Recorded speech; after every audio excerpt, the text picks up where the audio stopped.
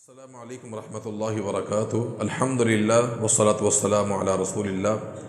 اعوذ باللہ من الشیطان الرجیم، بسم اللہ الرحمن الرحیم۔ تکاد السماوات یتفطرن منہ وتنشق الارض وتخر الجبال ہدا ان دعوا للرحمن ولدا۔ ہمارے ہاں 25 دسمبر کو کرسمس ڈے منایا جاتا ہے۔ کرسمس کا مطلب ہوتا ہے کہ اللہ تعالیٰ کو بیٹا پیدا کرنے پر مبارکباد دینا، اور یہ اس کائنات کا بہت بڑا شرک ہے اور یہ کفر ہے، کیونکہ اللہ تعالیٰ کی نہ تو بیوی ہے اور نہ ہی اللہ تعالیٰ کی اولاد ہے۔ تو جو انسان کرسمس مناتا ہے گویا کہ وہ اللہ تعالیٰ کو بیٹے کی مبارکباد دیتا ہے، اور قرآن نے کہا کہ تکاد السماوات یتفطرن منہ وتنشق الارض وتخر الجبال ہدا ان دعوا للرحمن ولدا، کہ اللہ تعالیٰ کے لیے اولاد کو ثابت کرنا اتنا بڑا جرم ہے کہ آسمان و زمین پھٹ جائیں اور پہاڑ ریزہ ریزہ ہو جائیں۔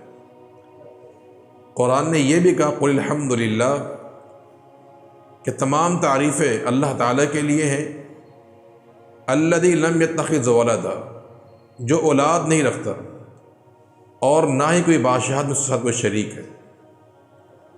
کرسمس کا عقیدہ یہ سورہ اخلاص کے بھی منافی ہے۔ فرمایا قل واللہ احد، آپ کہہ دیے اللہ ایک ہے، اللہ بے نیاز ہے، لم یلد ولم یولد، نہ اس سے کو پیدا ہوا ہے نہ وہ کس سے پیدا کیا گیا ہے۔ لہٰذا کرسمس ڈے منانا، اس کی مبارکباد دینا، یہ شرک اور یہ کفر ہے۔ 25 دسمبر کو جو کرسمس ڈے منایا جاتا ہے یہ حقیقت میں عیسائیوں کا مذہبی شعار ہے۔ اس میں شرکت کرنا، مبارکباد دینا، حدیث کی روشنی میں یہ حرام ہے، ناجائز ہے، کیونکہ اللہ کے نبی کا فرمان ہے کہ من تشبہ بقوم فہو منہم، جو انسان کسی قوم کی مشابہت اختیار کرتا ہے وہ انہی میں شمار ہوگا۔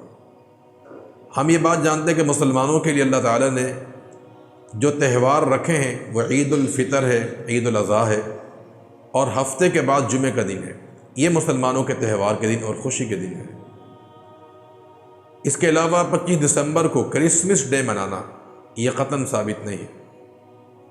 شیخ الاسلام علامہ ابن تیمیہ رحمۃ اللہ علیہ فرماتے ہیں کہ جو لوگ عیسائیوں کے تہواروں میں شریک ہوتے ہیں اور ایسی اشیاء خریدتے ہیں جو ان کی کفریہ نظریات کے لیے معاون ہوں، فرماتے ہیں کہ یہ جرم بہت بڑا ہے۔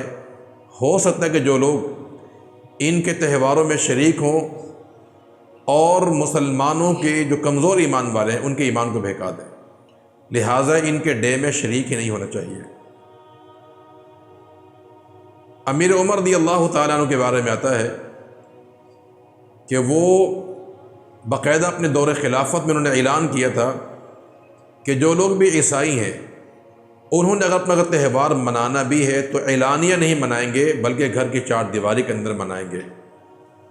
اس کا معنی ہے کہ حکومت وقت کی ذمہ داری ہے کہ اس قسم کے جو تہوار ہیں جو غیر مسلم اقوام مناتی ہے، جس میں شرک و کفر پایا جاتا ہے، اس پر پابندی ہونی چاہیے۔ یہ کام گھر کے چار دیواری کے اندر کرنا چاہیے۔ لہذا یہ جو کرسمس ڈے ہے اسلام میں اس کی کوئی گنجائش نہیں ہے، اس کو اسلام نے حرام قرار دیا ہے۔ اور اللہ کے پیغمبر صلی اللہ علیہ وسلم کا یہ بھی فرمان ہے کہ وہ انسان ہم میں سے نہیں ہے جو کسی قوم کی مشابہت اختیار کرتا ہے۔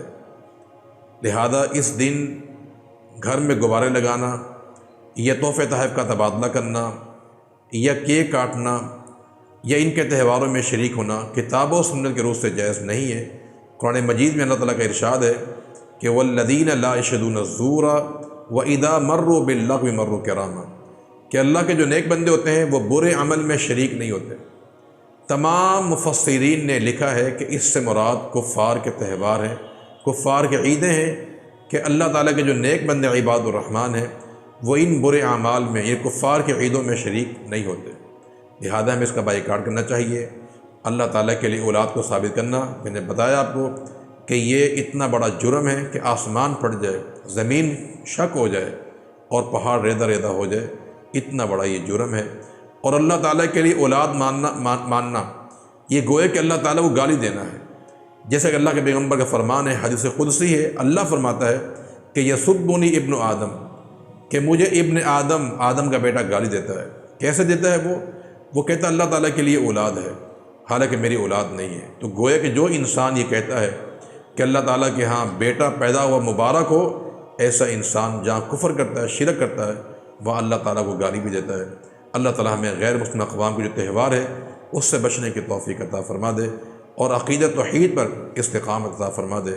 وصلی اللہ وسلم علی نبینا محمد وعلی آلہ وصحبہ اجمعین برحمتک یا ارحم الراحمین، وصلی اللہ علیہ